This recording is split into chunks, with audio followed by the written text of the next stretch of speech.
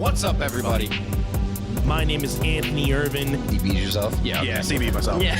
Okay. I'm Jim Green. Don't even need a hit of traffic light. Okay, good.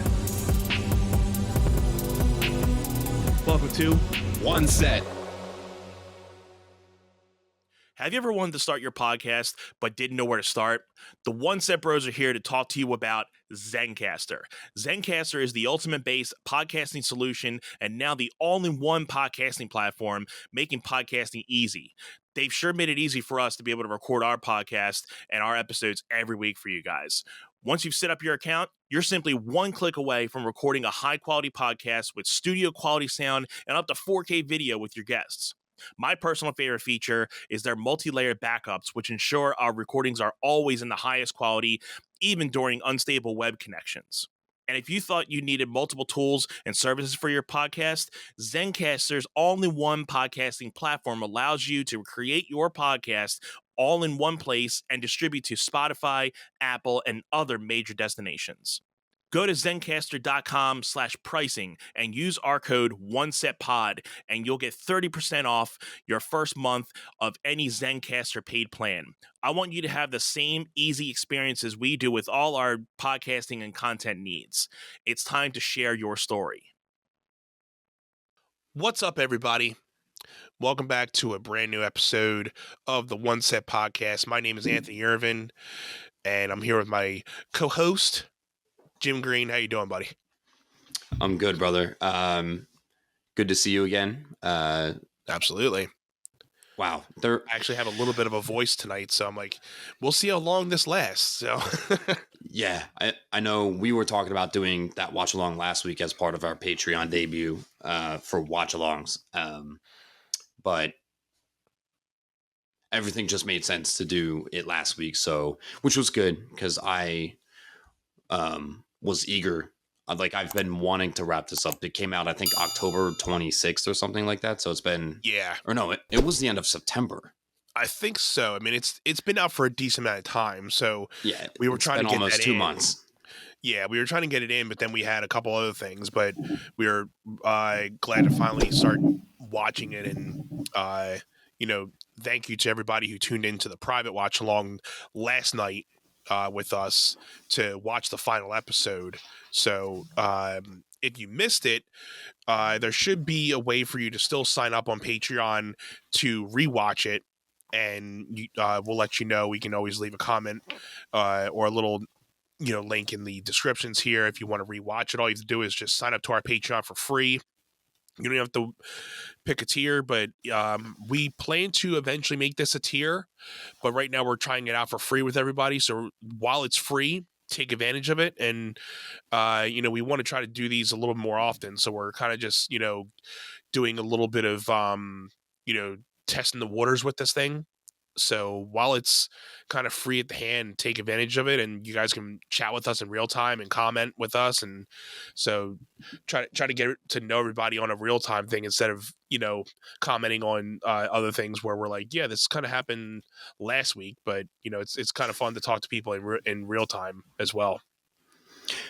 Yeah, that's, I guess, one of the things about what we want to improve on for next season, which will be season 4 after the new year hits.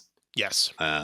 Is just when we our schedules, if we have to batch episodes, the information discussed is not necessarily always current. These live watch along episodes would be literally doing something in real time that is happening right now. Right. Yeah. So that was kind of, I know things when we record on Monday or Tuesday night, depending, we'll do a recording for that week. And by the time it gets to Friday, it's fine. But something else big may have happened Wednesday, Thursday, or Friday morning. And then it's what we post by Friday, it's might be somewhat outdated, but we try to get enough relevant information out there.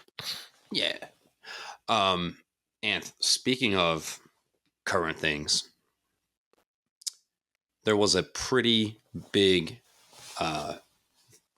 boxing match that was originally planned for your birthday of July 20th, and one of the fighters fell sick. They had that fight this past Friday on Netflix, which I thought was pretty neat. Outside of, I mean, the concept of it was neat. It reminded me of how they did the Tom Brady roast on Netflix, because then, I mean, you don't really have to censor much. No, like the free speech is definitely a bonus for viewers. I mean, for us viewers that are used to streaming shows on all of the things, and they don't have FCC guidelines that they have to necessarily cater to. Right. It makes the experience feel a lot different, right? Yeah, it feels more real in a way. Yeah, because they're able to talk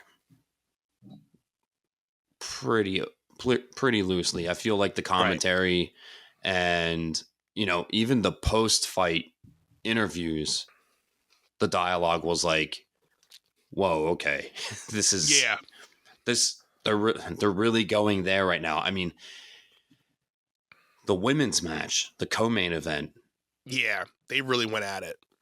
Yeah, after the fight, the I forget the girls' names because I didn't follow too much. It was but Katie Taylor and Amy Serbos. It was Serbon something. I forget her last name, but it was like Amy and Katie Taylor. I'll have to look that up real quick. But yeah, I felt Amy got screwed over so bad. I mean, her eyelid was literally just like hanging from a thread. It was nuts. Yeah, Amanda Serrano. There we go. Serrano, that's it is. Yeah, so that was a great, and again, that was like a second fight for them because they had fought at Madison Square Garden months ago, and so they were doing a round 2 of that. So again, coming into it, you know, it's Amanda or Amy again. What was it? Amanda. You know, she came out swinging really hard, and I thought, okay, she's going to take this over. But then, you know, Katie was going back. It was going back and forth for a little while. But then, you know, the headbutting started. And that's like the whole thing about supposedly that's controversy around the match. Supposedly she's a big headbutter, and that's the only way that she can win. And I mean, again, I don't know much about these two people, and I don't watch boxing as much as, you know, I used to do when I was younger. My dad was really into boxing, like the old school, you know, when it was like Tyson, Holyfield, and all those guys, when it was like really old school boxing. And, you know, a lot of people obviously say now it's way different because you have, you know, the money grabs, like these things. And, you know, I'll get into more of the controversial side of it later.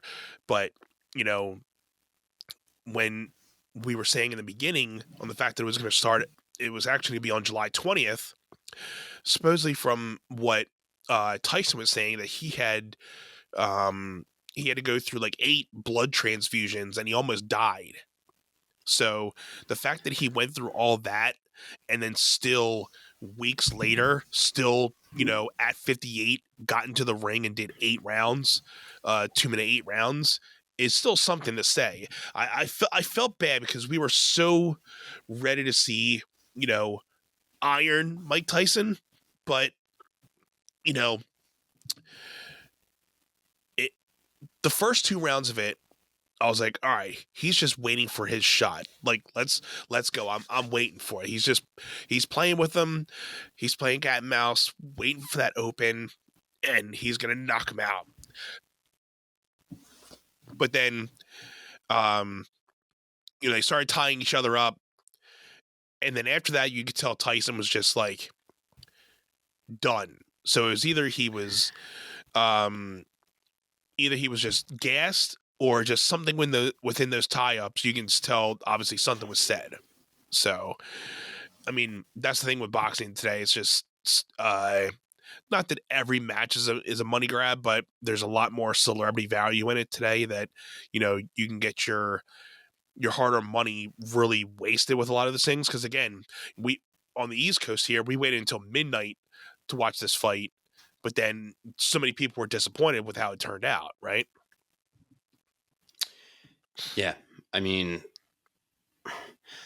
it was weird because I was seeing people commenting online about like their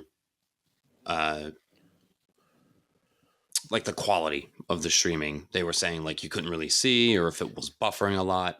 And Yeah. we weren't running into any like real bad issues. Yeah, I didn't have too many terrible issues. I had a little bit of buffering here and there, but I just figured it was just people coming in as the night got more, closer to the match. You're going to get a little bit more signal interference. Yeah. And I think it really is just like the overall usage of like the cell phone service in your area. Mm-hmm. Because, yeah, I mean, we have a buddy down in Florida who was tweeting or posting on X, whichever you prefer to say, about, oh, it looks like watching a pay-per-view illegally type thing. Yeah.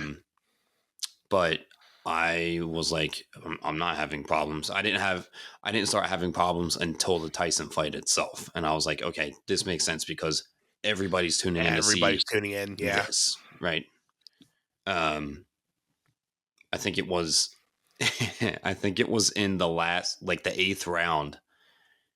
There was like 13 seconds left or 10 seconds left. They rung the bell for like the final 10 seconds and then it freaking froze right on us. And we were like, oh yeah, seriously. But I do think that there's definitely room for conversation that's like, okay, behind the scenes to both of them agree not to knock the other one out kind of thing. Yeah. I don't know boxing enough to know like how the politics behind the scenes works like that. Yeah, I mean, I would say more of those like Jake Paul fights. It's more of like, hey, I'm sure some things are more scripted to the point like, hey, let's give these people a show, but like let's let them, let's ease up here and there and blah blah blah. Where if you're just doing a regular boxing match, you're just going and trying to knock the dude out. So that's why I was always saying that if Tyson wasn't knocking him out in the first or second round, it was going to be rigged because usually Tyson didn't go that many rounds because he was already knocking his opponent out. So I'm like, all right, if it's going any more than that, they're just, playing the slow train with it and just getting out all the rounds so people can watch. And maybe at the last round, there's going to be something that goes on. But, everybody was saying at that last moment, when they rung the last 10 seconds and Jake kind of just, did this and he tilted his head down.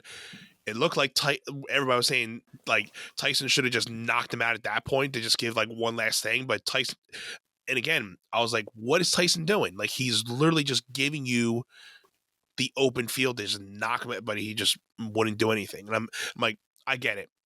Here's your paycheck. You got it. You're done. But from all the practicing you saw online and all the, in-ring stuff that he was doing, like he was fast as hell, like doing this and doing that. I'm like, okay, for 58, he's still going pretty strong and pretty fast. I mean, you're never going to be like you were, 20, 30 years ago with boxing. And again, I don't know much about boxing as well. And I mean, I'm not sure if Jim, if you or your dad used to watch boxing. Mm-mm. No. So Nope. Like I said, my dad used to watch it and I would just watch it with him every once in a while.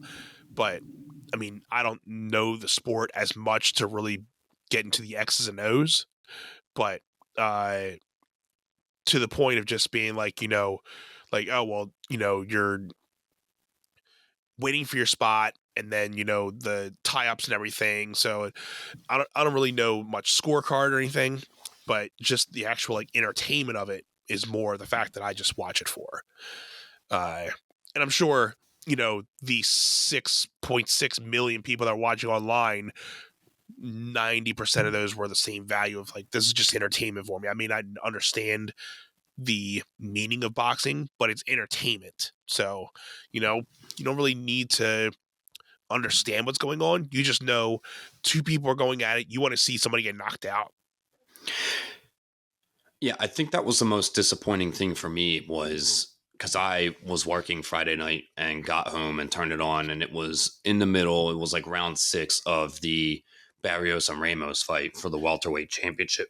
Yeah, which that was another great fight too. Like the opening one was decent, but the two middle matches, the women's match and then that Ramos and other guys fight were two great bouts. They were really good. Yeah, I think like for me, it was my first like, okay, I'm tuning in to watch a boxing match. Yeah.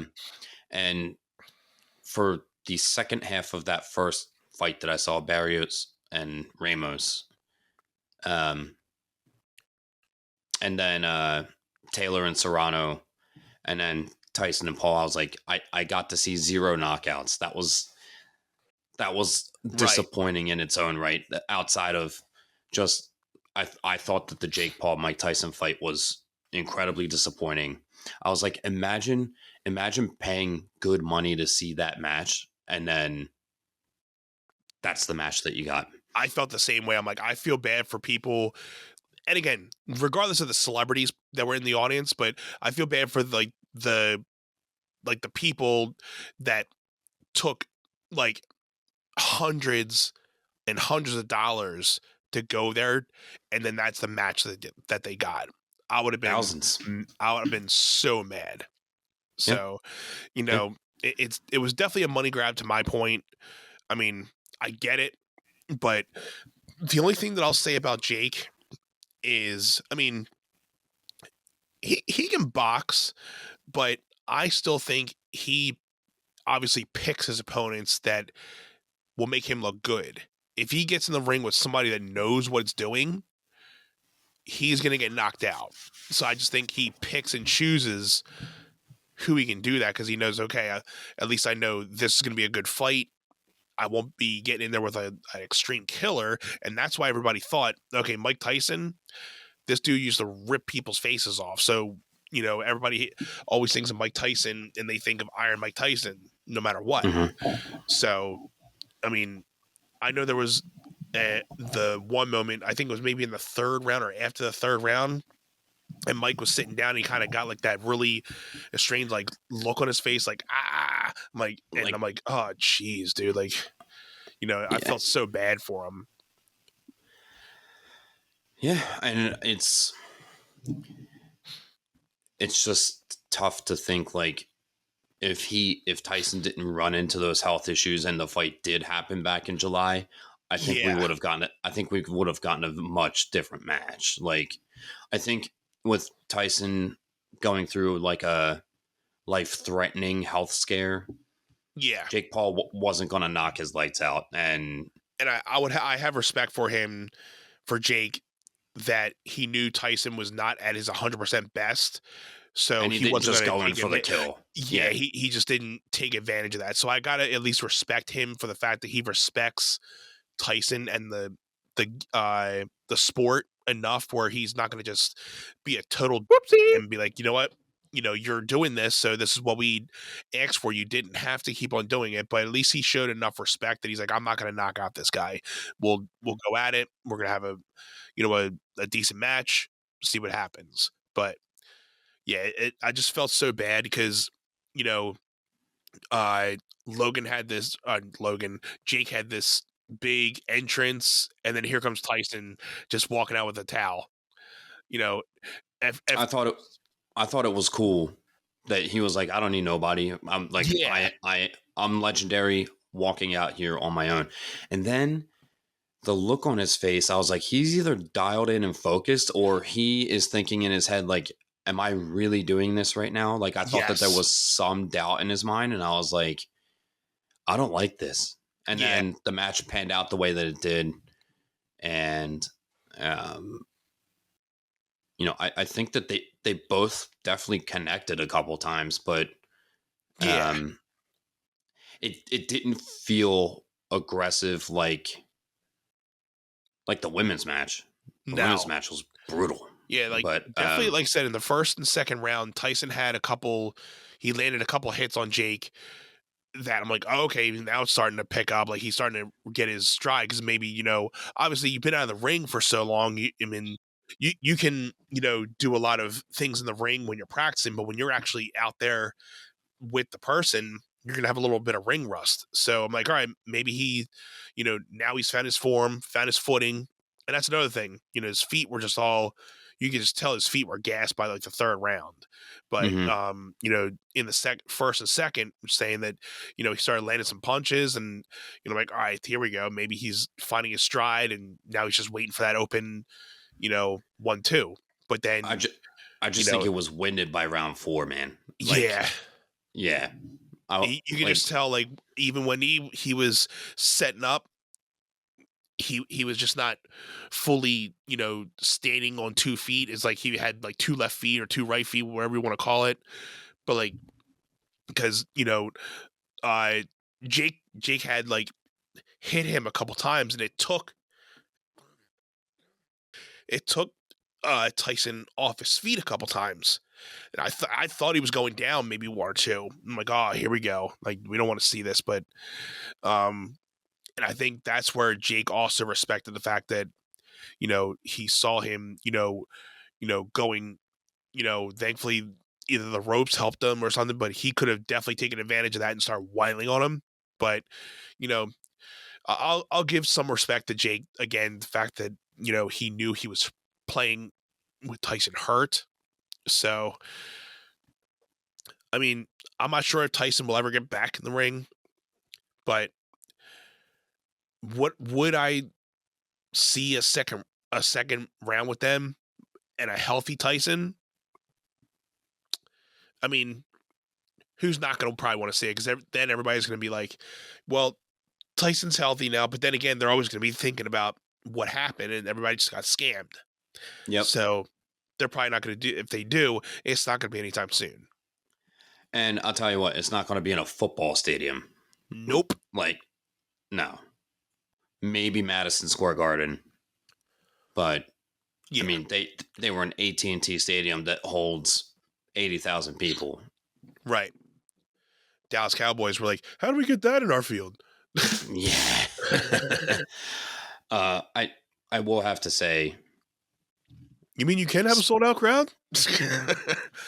just speaking of, man, how good does it feel knowing the Eagles are second in the NFC conference and In the full conference? Yeah, but our division, we're number 1. Yeah, and the whole conference we're second to just the Lions, and we've definitely made a big comeback, and it's almost like the reverse of last year where we were just like going downhill, and now it's like we're just on a big, upscale run. Again, one of these weeks I know we're going to get a loss. It's coming. And do I think we could beat the Rams? If I have to think between the Rams and the Ravens, I would definitely think the L is going to come definitely at the Ravens. Right now, I haven't seen the Rams play lately, so I can't really make a judgment on how they've been doing. Yeah, of course. I had these pulled up. Hang on just a second, and my phone is being goofy. So it's like, I mean, I want to say hopefully we pull out another win with the Rams, but we're playing in LA, so it's always hard to be, away and you're in these situations, and you're playing in Baltimore, I believe. So those are going to be 2 big games. It's definitely going to test. Definitely going to test out, how we're going to be in the playoffs. I mean, if we can go toe to toe with the Ravens and we don't get, I don't think we're going to get blown out. But if it's going to be a close game with the Ravens but we lose, I'll still be okay with it as long as we don't get blown out by the Ravens. Yeah, just to think that the Rams are 5-5, like they're sitting on 500 record right now. Yeah. I can't speak to their schedule. I don't know who they've played so far. Like I'm not that in depth with it. You know, going in and playing a team that's 500 and you're 11 weeks into the football, you're halfway through the season. Yeah. More than that. And the Eagles are sitting on 8-2.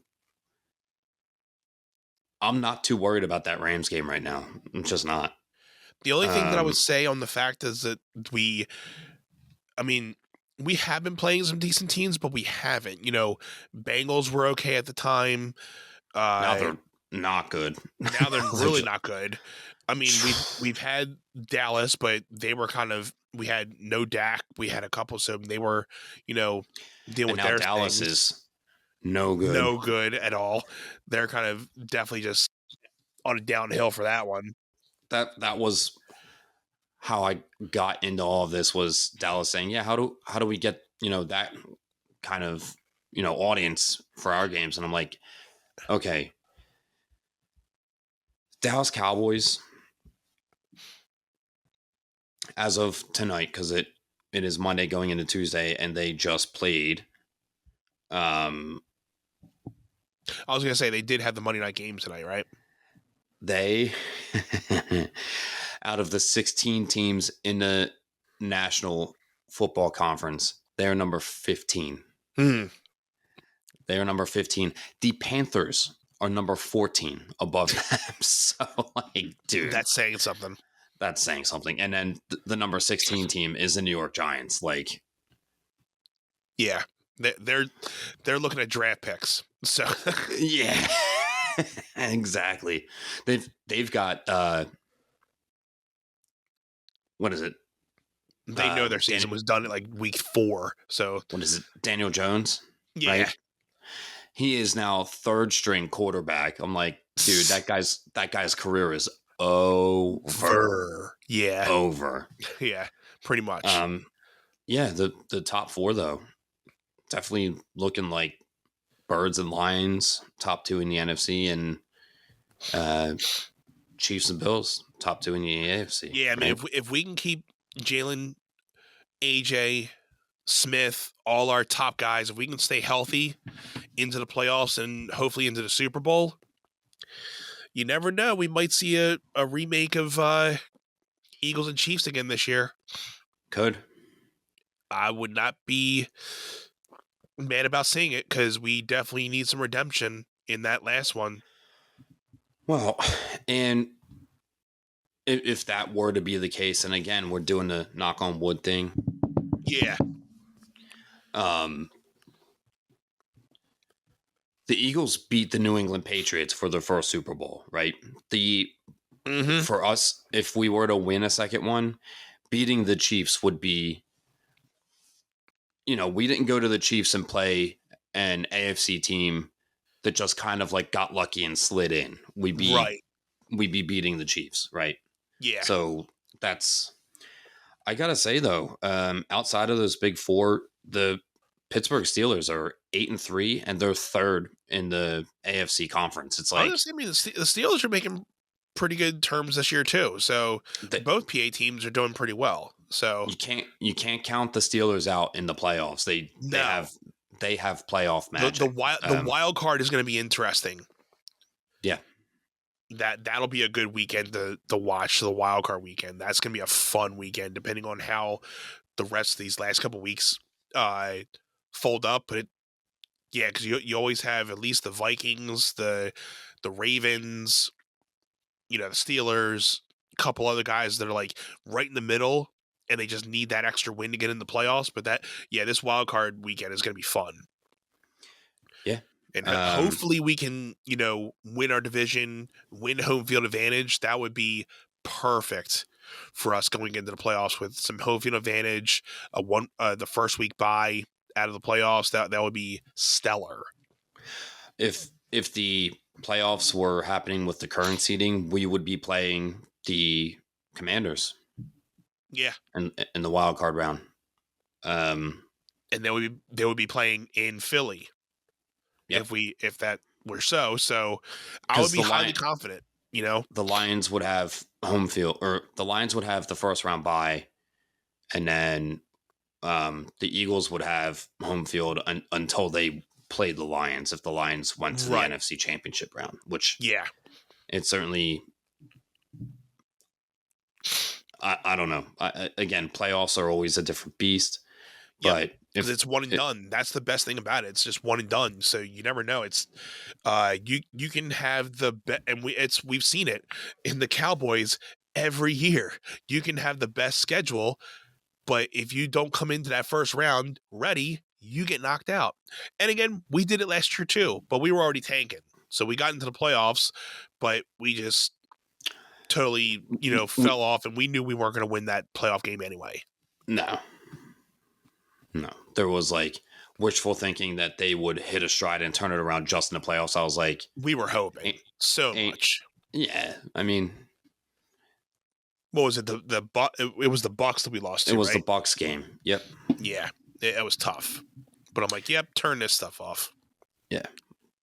I mean, if you're looking at the rest of the NFC conference right now, I mean, in third and fourth is the Cardinals and Falcons, and the NFC West and South are both terrible. Like the Cardinals are 6-4, and they're the third seed, Right.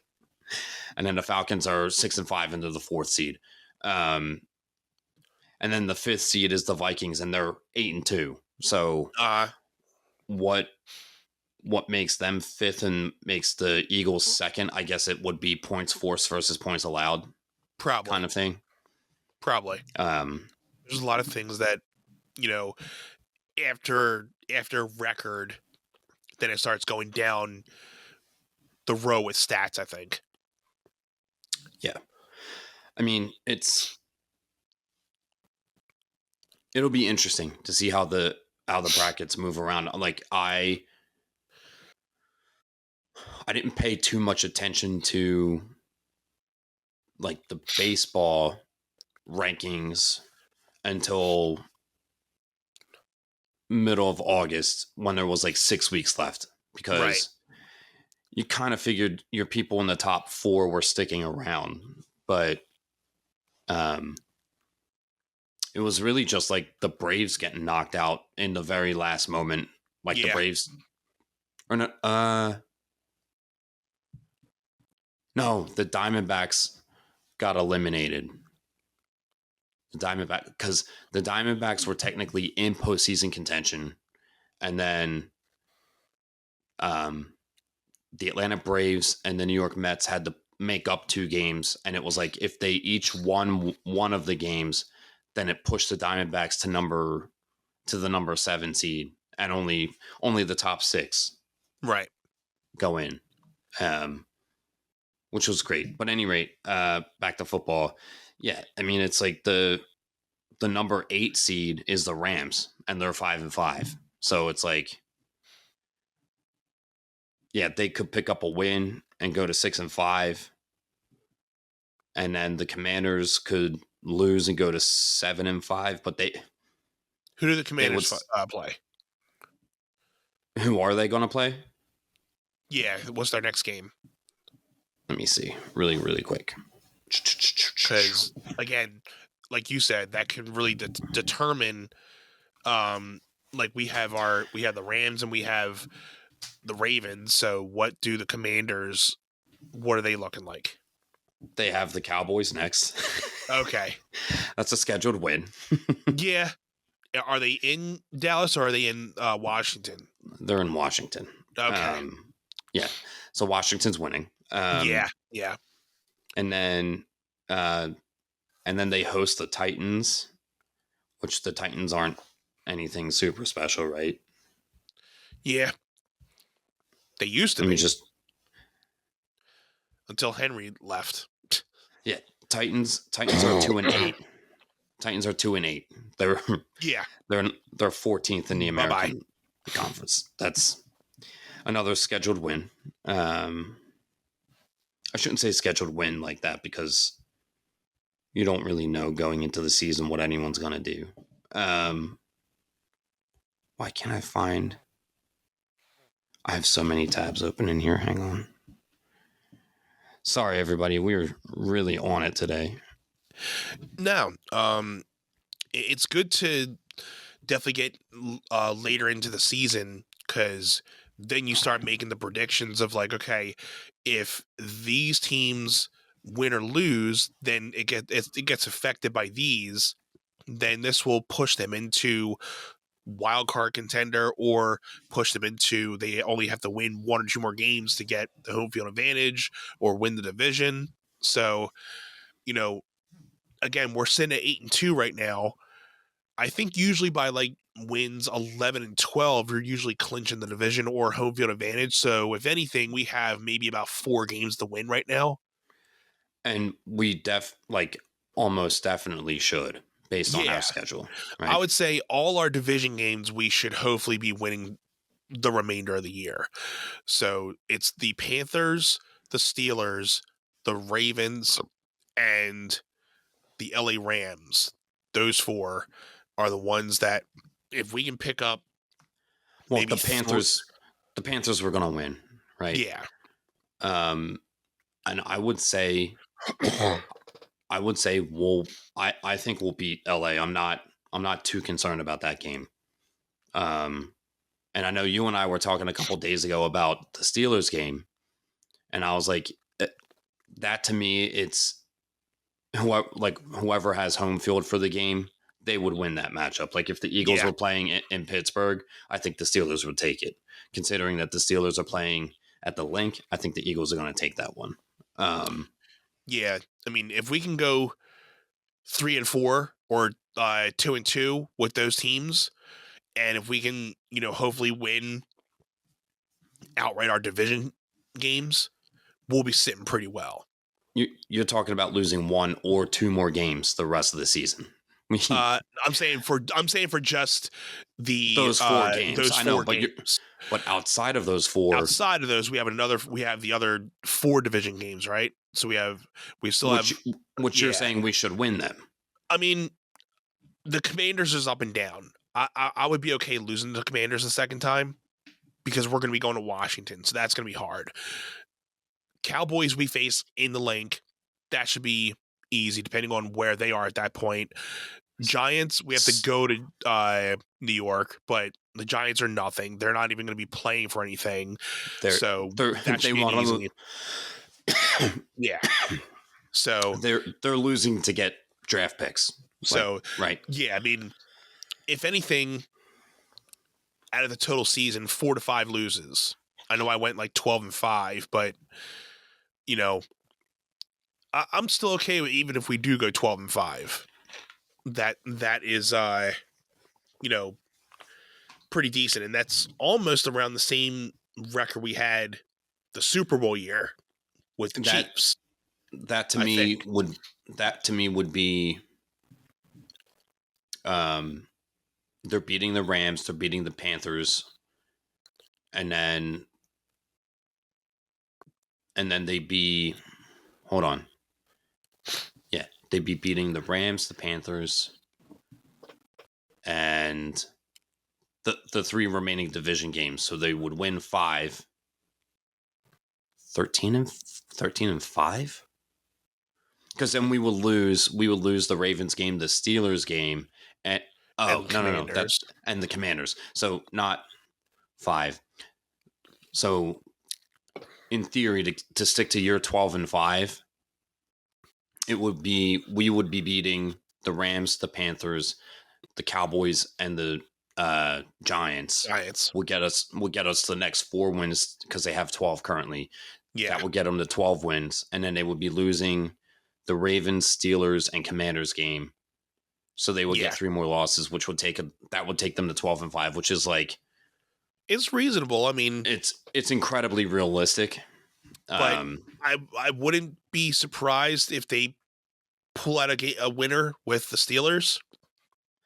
And that is the other Commanders game. So, I mean, I'm just trying to be realistic. I mean, obviously, I would love to just say Eagles win outright. But,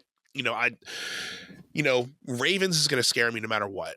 Even though they're up and down right now. But when the Ravens are on, Ravens usually at the last couple weeks are ready for playoffs. And that's when they're ready to go. Yeah, I think I'm excited that I'll get to see that game. I already know I'm not going to get to see the Eagles-Steelers game. I'm not happy about that, but one of these years we're getting the Eagles and the Steelers in the Super Bowl. It's going to happen. Pennsylvania Super Bowl, right? Yeah. But it's cool. Like I said, it's cool to see both PA teams doing well, like together. I don't remember the last time the Steelers and Eagles both had, decently good, records. I mean, they're both 8-2 right now. Yeah. So it's I've never seen them both around the same spot.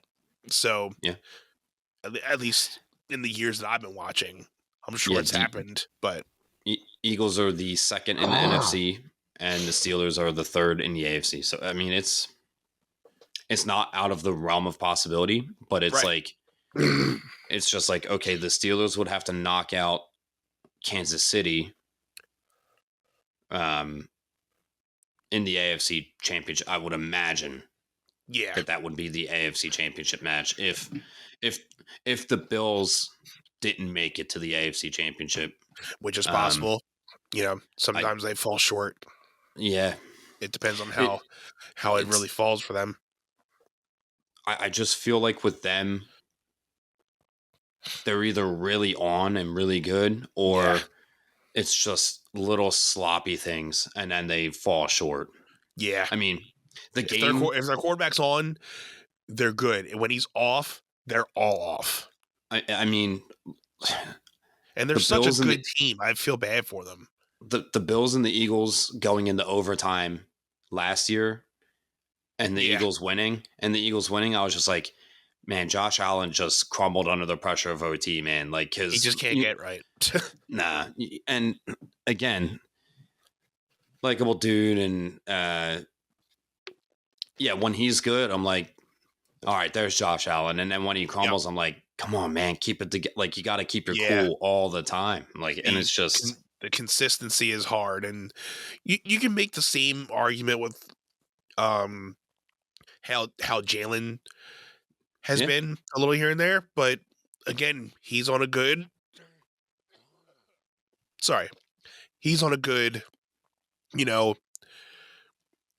spot of where he's at. I mean, he's only had one interception over these last couple games, and that's like one interception, and in the first 4 games he had like 8. So that's a big turnaround too. Yeah.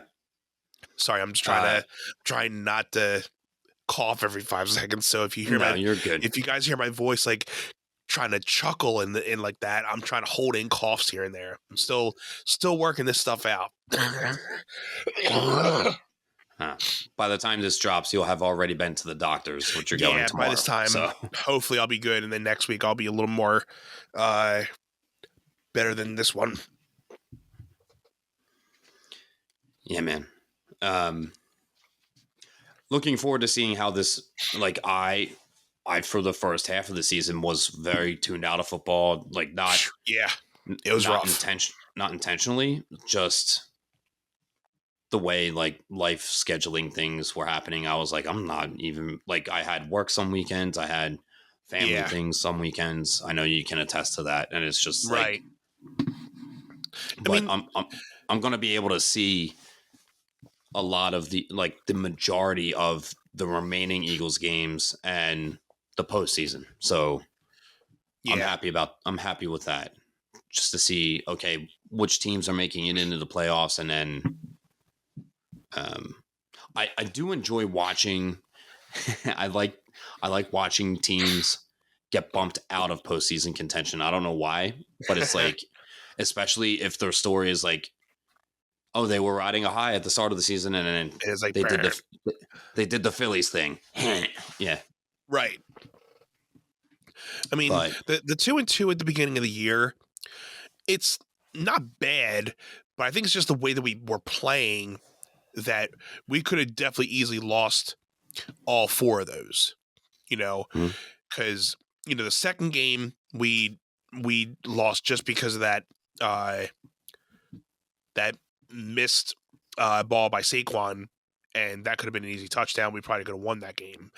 And then we lost to...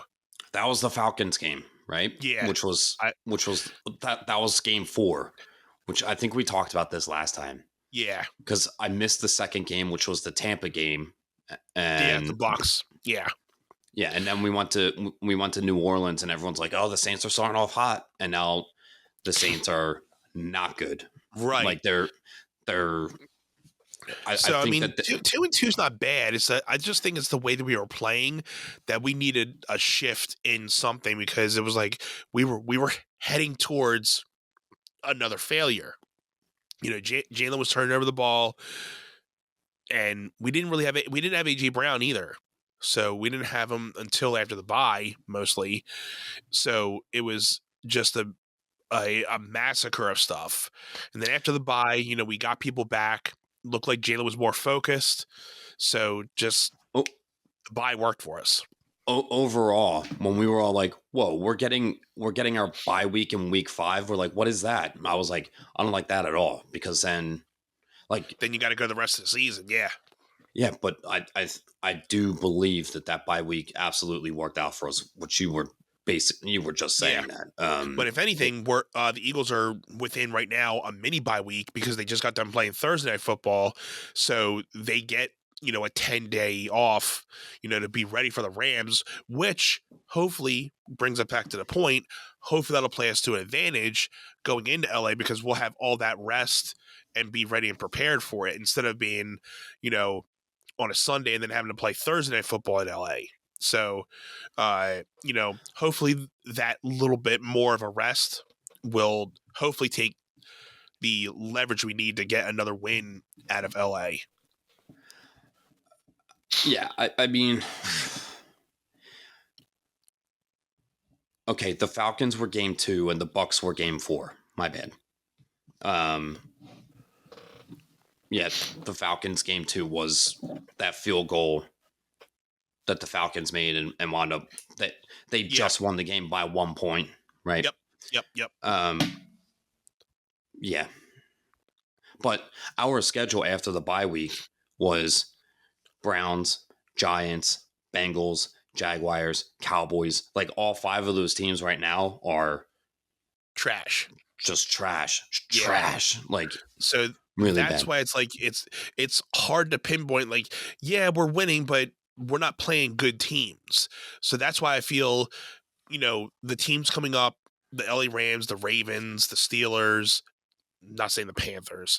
So those 3 teams, if we can get away with 2 of those wins,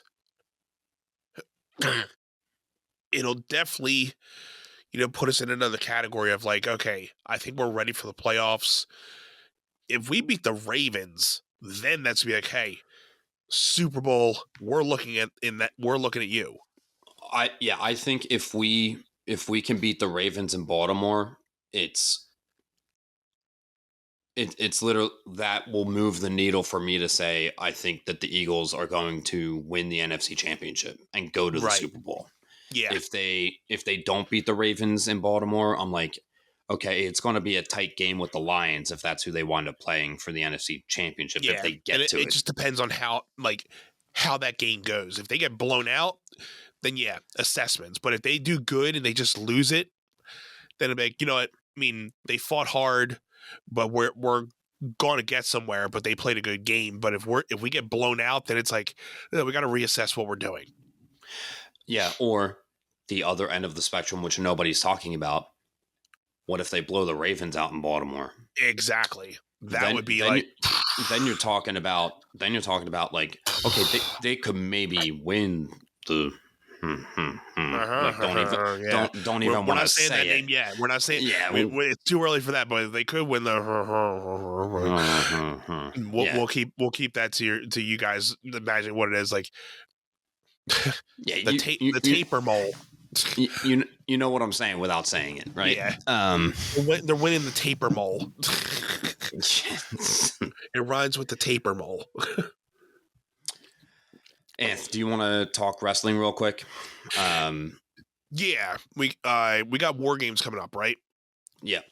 So let's just, I think we'll probably have a War Games prediction or reaction after. Let's just quickly go through this men's War Games. How about we just do that instead of going through the whole card right now? Because we can always just go through the whole card on another episode. Let's just tackle the Well, what the we know whole about. card, the whole card outside of the Bloodline War Game match is Gunther defending against Damian Priest. I don't think Damian's winning. No, I don't think so either. And they just kind of slapped together the women's War Games match tonight, which I'm like, I kind of don't really care about it. It's just I mean, I'm okay with it, but I'm like, don't care. It's cool. Yeah, I mean, I did not expect Rhea to come back this early, but I'm like, cool. That's good. Yeah, I mean, I don't know how else they would have built a War Games match without her. I thought they were going to put Bailey in there because they had Bailey being, having a thing with Candice LeRae and everything too. So I thought Bailey was going to come out, but then seeing Rhea, I'm like, okay, well, they're just, swapping that out. So, they got it. They probably positioned Bailey in place. They probably had Bailey in position if they couldn't get Rhea cleared. I was going to say, probably if Rhea wasn't ready. Yeah. Yeah, so we can talk about them, whether we do the predictions next week or if we just recap the whole card after War Games. Yeah. That'll be kind of depending on your new life-changing situation, which we will save and discuss. Absolutely. Yeah. For a couple weeks. Sure. I'm excited to talk about that eventually down the line. But I mean, I am excited about this men's War Games though, because we're getting another Bloodline, obviously Bloodline 1, Bloodline 2 game. At this point, we have 5 against 4, but it does seem like they're trying to get Seth Rollins to be the 5th guy because of Bronson Reed now officially being the 5th guy for Solo's team.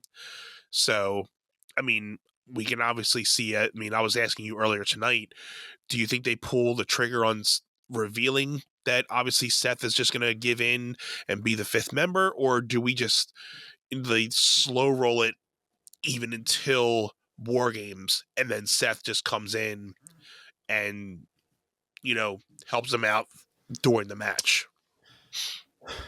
Which they've done something like that before, so it's not like it hasn't not been done, but I think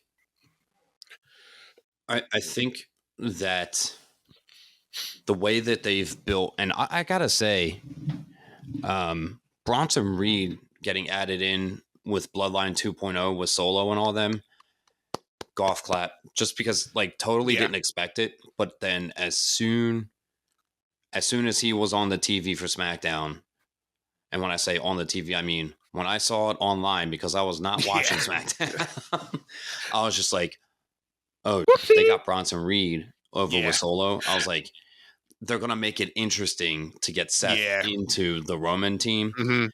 And so on Raw tonight, they had it set up from last Monday that we were getting Seth versus Bronson Reed one-on-one. Adam Pearce was like, last time, this is it. And they had Solo and the rest of Bloodline 2.0 basically just cause Seth the match. I was like, oh dang, they had Bronson Reed pin Seth Rollins clean. Obviously there was interference, but but it's not like Solo was really in the ring. He was just standing outside the ring as a distraction. Yeah, I think Bronson goes to SmackDown and taunts Seth Rollins. Yes, and basically is like, you're gonna have to remember the last time that we wrestled, because Adam Pearce said last time I beat you. Mm-hmm. And it's just going to be taunting. We'll see what happens I have this feeling like next Monday, it's still going to be like, no, Seth refuses. He's not doing it. Like he's just swerving Yeah. everyone. And then he shows up to SmackDown next Friday and Yeah, like the last SmackDown before before the show. night before. Yeah. Yeah. He'll wind up attacking Bronson Reed on SmackDown and we won't expect it. And then Seth Rollins will be added in as the fifth man. Yeah. And it won't be because he's agreeing to team with Roman. He's just jumping into the match so that he can get his hands on Bronson Reed again. And yeah, I feel we should, or we'll get some type of conversation about that of his, meaning behind it. Say like, hey, I'm not doing this for you. I'm not doing this for anybody. I'm doing it because I have beef with Bronson Reed. He's been doing this with me for months. I'm getting at him, so I'm not doing this for you.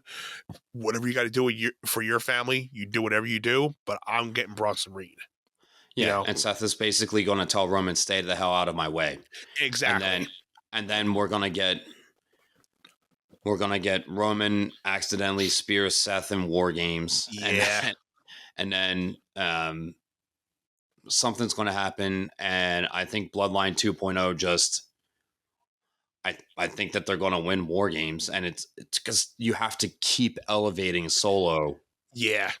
Until you get the Solo versus Roman one-on-one at WrestleMania, and then. Mm-hmm. And plus, we still got Rock coming in, so that's going to twist and twirl things a lot. And, again, do they wait till after the Rock and Cody to really start doing that with the Rock storyline? And, it'll be interesting. But again, endless possibilities, which is awesome because this Bloodline story has obviously gotten like a whole new facelift. So now it's like the story has gotten back to a whole bunch of new opportunities and different ways that this can be swerved. So since WrestleMania, I'm curious to see what they do with Jimmy and Jay after War Games. Like, are they going to be a tag team again? Or are we going to get Jey Uso going back after Braun Breaker for the Intercontinental title? I would like to hope, Jay does continue his solo career, but maybe we do get one more tag run with the Usos because maybe Jimmy will get a solo thing.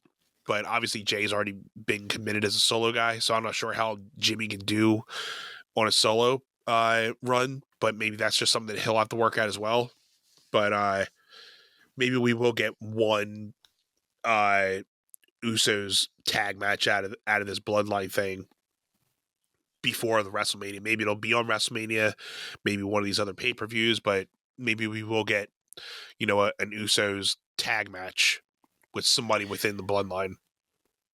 Yeah, I'm really just like really, really curious to see how they write and create everything with The Rock and Cody and Roman. I am too. Just there's so many things that are going to happen. The Rock and Cody match at Mania, it just almost seems like a definite it's happening. Right. Which to me, it's almost like, okay, does The Rock get involved? Like, are they going to do Roman and Solo on night one? Which is just weird to think Roman on night one. Yeah. And then do you have The Rock get involved in that match? And then do you have Roman get involved in The Rock and Cody match? Right. And then it's does Cody Rhodes pin The Rock and then it begins the feud with The Rock and Roman without the title, or does The Rock actually beat Cody Rhodes, hold the title, Roman beats The Rock for the title, and then you have Cody chasing Roman again? I'm like, I don't know. I know we've always said The Rock and Roman doesn't need the title on it, but if you want to make that match, feel as big as it possibly can. You just have the title on the line. Yep. Which means the Rock beats Cody. and then what? You have Cody going and chasing Gunther for the World Heavyweight title. Yeah. Yeah, I just like how there's endless possibilities to this bloodline thing. And, you know, to sum it up in a way, I agree with your position. I think the bloodline version 2 is definitely going to pull out the win, because you got to keep it elevating Solo in this thing. And he's doing really good. I mean, just from how he was acting on Raw tonight, he's been acting so good with his character. Yeah, I think that there's moments where he's in the ring on the mic that I'm like, all right, he's a little rough at moments with that. Yeah. But I think when it comes to like doing the backstage segment stuff, like his acting has gotten a lot better. Yes. So it's things that always can improve, but I think just from him being a side guy to him now being, you know, a main person, and just playing this role, definitely over the last several months since it started, it's been a, you know, gradual thing for him to get better and better and better. yeah, and I do think we are going to wind up getting, at some point, we'll get Roman versus Solo versus Jimmy versus Jay in a fatal 4-way at some point, because why wouldn't you? I mean, to me, it just feels like the whole point of the Roman and Solo thing is to elevate Solo kind of up to their level. Yep. Just kind of playing catch up kind of thing. But yeah, I'm excited to see. I mean, it's War Games. We get Saturday night's main event in December 14th, which is the women's U.S. title bracket. And they have... Yeah, that's right. Let me just pull this bracket up, because I do want to talk about it, because it's a really good thing. I know that they've been kind of hinting at doing women's mid-card titles for a couple years now, and they're finally doing it. Yeah, I'm stoked. I definitely think I definitely think they need to have this, because the women have been shown that they can run, so why not give them more titles and just make them more relevant? So I'm stoked to see this U.S. belt being brought into the mix, and who's going to be the first one to hold it. So it's going to be some fun stuff to add to the women's, you know, belt choice and everything. So it's going to give their opportunities more in the pay-per-views and even at WrestleMania. So, you know, kudos to them for the women. I really like that they have triple threat qualifier matches, which they did for the number one contendership for the Intercontinental title, which Jay wound up winning. Right. So Bailey won the first triple threat qualifier. Yes. And then the next triple threat qualifiers, Bianca Belair, Chelsea Green, and Blair Davenport have to think Bianca's winning. And then you have Jade Cargill versus Mishin versus Piper Niven. Have to think Jade Cargill's winning. Jade. Then you have Naomi versus Tiffany Stratton versus Elektra Lopez. Have to think Tiffany Stratton's winning. Yeah. Right. So you could either have, I mean, at that point you'd have Bailey facing Bianca Belair and Jade Cargill facing Tiffany Stratton. So we're either getting Bianca versus Jade Cargill. I could see that happening easily. That's the first thing I thought of that they were gonna do.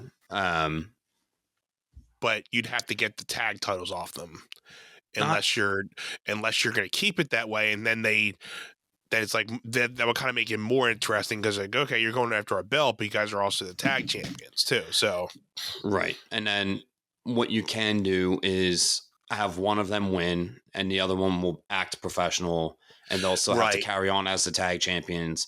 And then there's little tension because one of them beat the other, and then, absolutely. I mean, to me, it just sounds like Bianca Belair would wind up winning the women's U.S. title. Yeah, because and Jade then- would be a better heel than Bianca. Well, yeah, and then at WrestleMania, you have Jade facing Naomi. Jade facing Bianca Belair for the women's United States title, and you build the feud for WrestleMania with that. I mean, Yeah, you can't keep them together as a tag team too much longer. Like it's been cute, but we're all waiting. Yeah, So absolutely.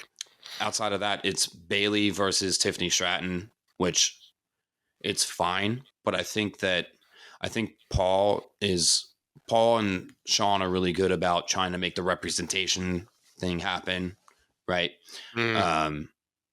So you get Bianca versus Jade for the women's United States title, first ever, and it makes sense to me. I that would get my vote.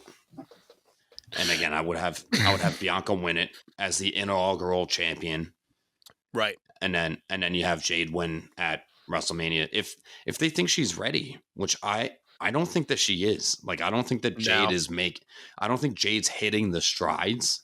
No, that's probably why they have her with Belair, and they can use that as the tool when they start having their feud. Like, hey, well, I've been putting you in the starlight, but you haven't really been able to make anything, so you're kind of just dragging me carry behind. your own weight. Yeah, you're just dragging me behind. So pull your own weight. Yep, it seems like the writing's on the wall for that one. Yeah, I like it. Good call. Anth, anything else? We should probably wrap this one up. Yeah, man. I like being able to talk a little bit about the boxing match. Shouts out to Tyson. I would like to think this is probably his last one, but if it isn't, I don't know who his next opponent's going to be. But I'll give my respects to Jake for not totally knocking out Mike when he was down. So yeah, got to give him the benefit of the doubt there.